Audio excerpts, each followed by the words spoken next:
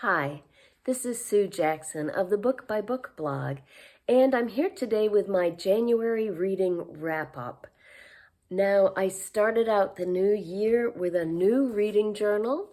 My old one was almost full, so I thought it was a great time to start fresh. I kicked off the new year very well with Our Missing Hearts by Celeste Ng. This was a gift from my son and his girlfriend for Christmas. This was an author for Christmas this year. Instead of requesting specific books, I gave my family a list of authors I've never read and said, get me any books by these authors. So I was thrilled to see this, to unwrap this on Christmas Day, because I have been dying to try one of her books. This is her most recent, I believe. It's set in a pretty scary dystopian world that clearly contains elements from our own present day. And at the beginning of the book, though, you don't know much about the details of this world or how it came to be the way it is. The story centers on a sweet 12-year-old boy named Bird, who lives with his father in Cambridge in the Harvard dorms, because his father, who used to be a professor, is now working at the library shelving books.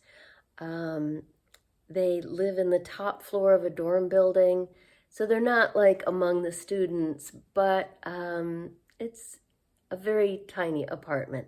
He and his dad sleep in bunk beds. So Bird is half Chinese, and his mother left 3 years ago, and he doesn't know why.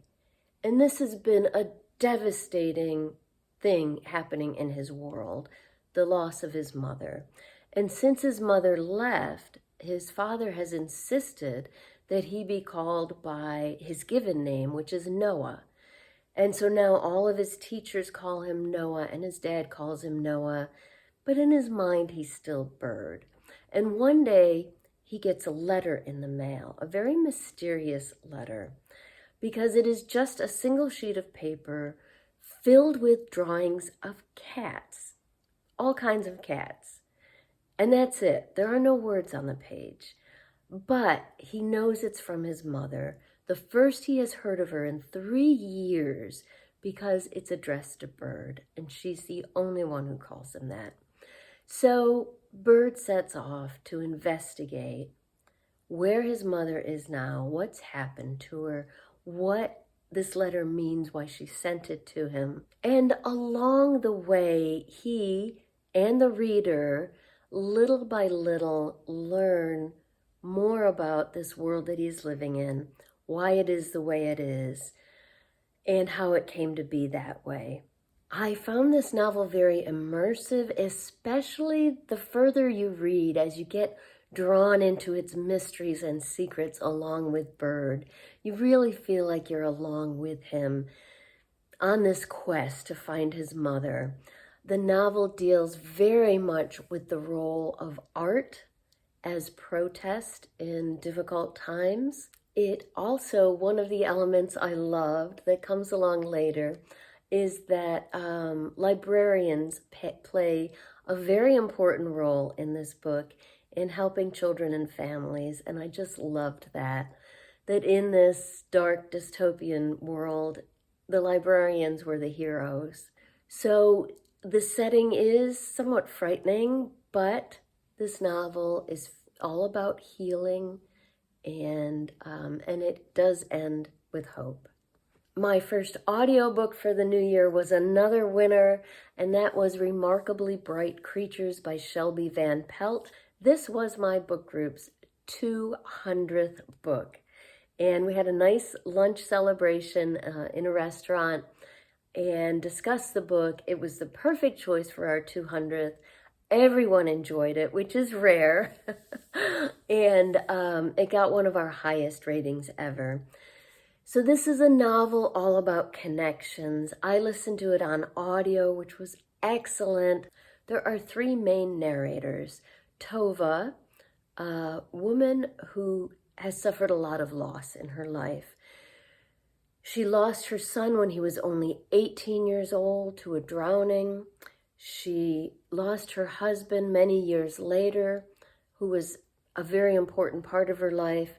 and she just recently lost her estranged brother, who she hasn't spoken to in a long time. But his death has really made her start thinking about her own mortality and how she's aging. Tova works nights cleaning at the local aquarium. This is set in a small coastal town in Washington. And one of the other main narrators of this book is Marcellus, a giant Pacific octopus that lives in the aquarium. Now that may seem strange, might seem kind of gimmicky, but just take my word for it, it works. It is wonderful. It's a wonderful part of the book. In fact, on audio especially, Marcellus's chapters were my favorites. He's got a unique point of view, but he's very smart. And he and Tova form this unusual kind of bond, friendship even. There's a third narrator, a young man named Cam. He's 30, but at loose ends, feels like his life's not going anywhere. His mother abandoned him when he was only 9 years old. He's lived his whole life with his aunt. At 30, he's still living with her in her trailer. He can't seem to hold a job, and his aunt gives him a box of things that were his mother's.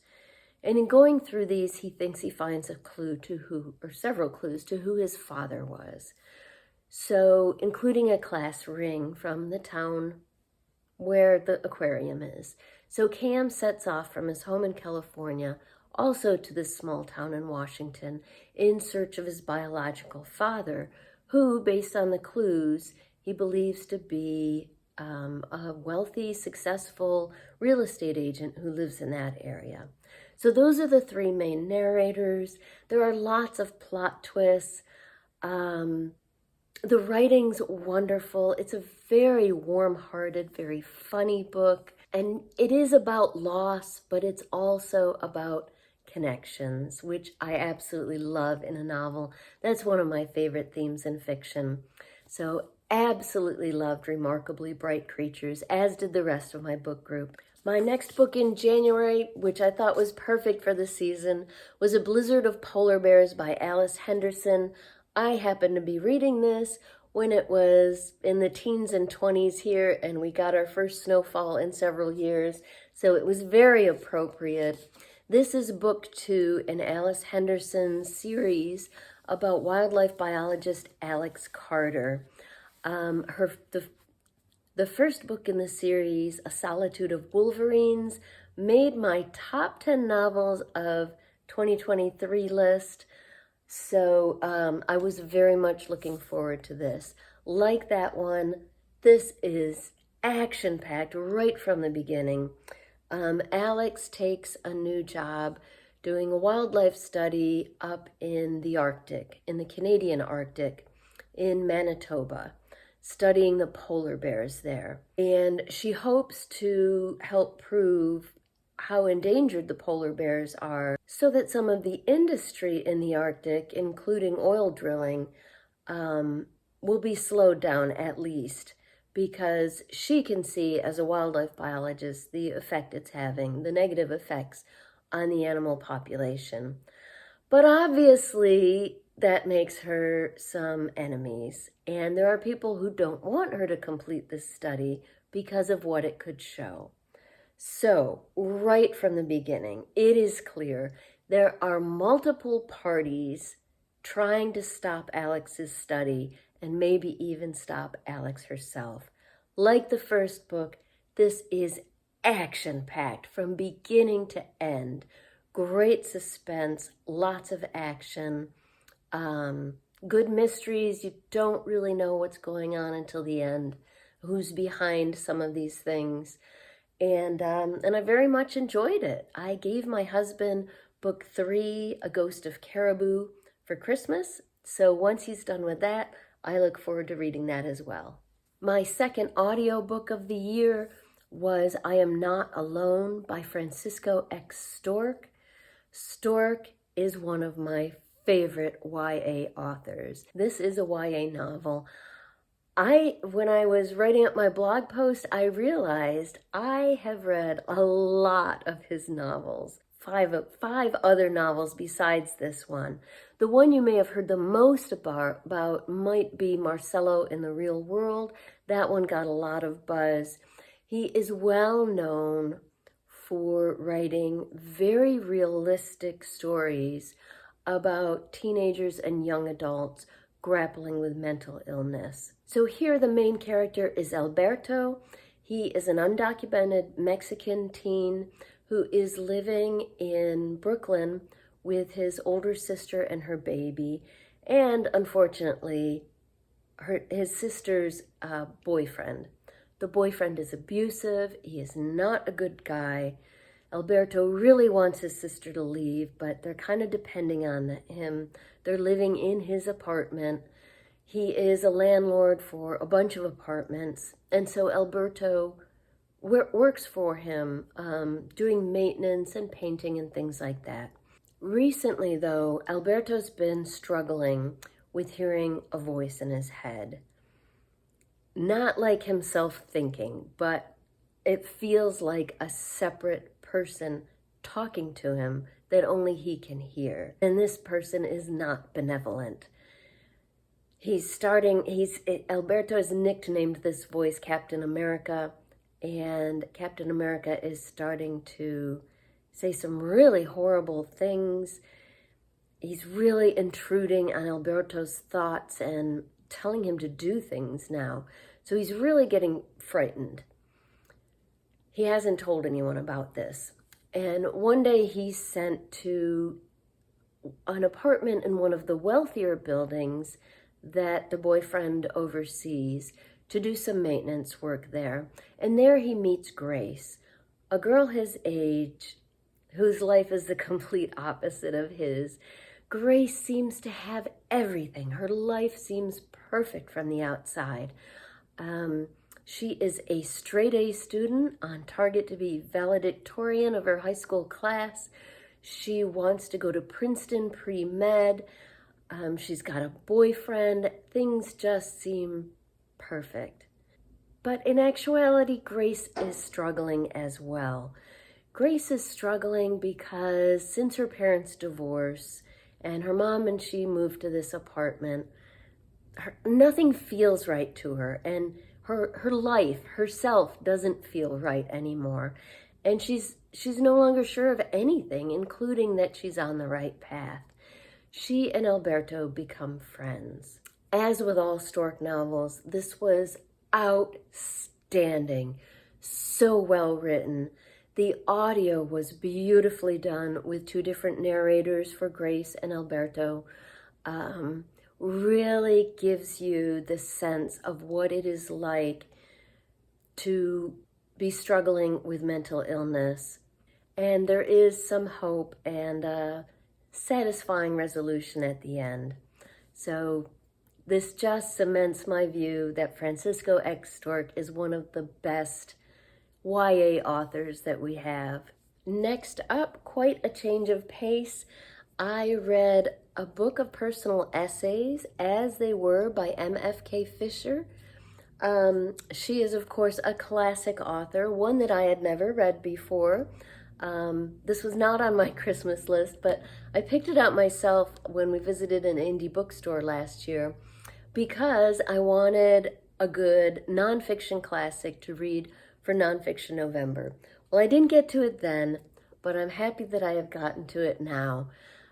She is well known as a food writer, and some of the essays here do revolve around food or include descriptions of food, but it's so much more. It is a memoir in essays about her life. The first essay is about her childhood in California, from her perspective as a child, to the best of her memory, what she remembers experiencing as a child, rather than as an adult looking back on her childhood, which I loved.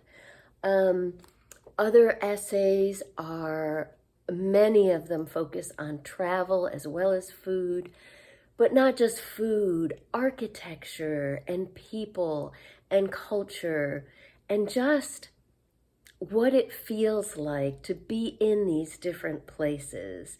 Many times in her life, She moved to a different place in a different country, Switzerland, many different places in France, and just lived there for a while and immersed herself there. And that comes across in the essays, which I found fascinating. I was kind of slow reading this because I kept my iPad by my side and I was constantly picking it up to look things up, to look up maps to see where these places were, to look up photos of the things she was describing. The last essay is about this historic train station in Paris called Gare de Lyon. I wanted to see what it looked like. It's still there today. This book made me want to visit France. I haven't been there since I was 16 years old on a school trip a very long time ago. I've never been to the south of France. This just made me, she spent a lot of time in Marseille. This just made me want to go.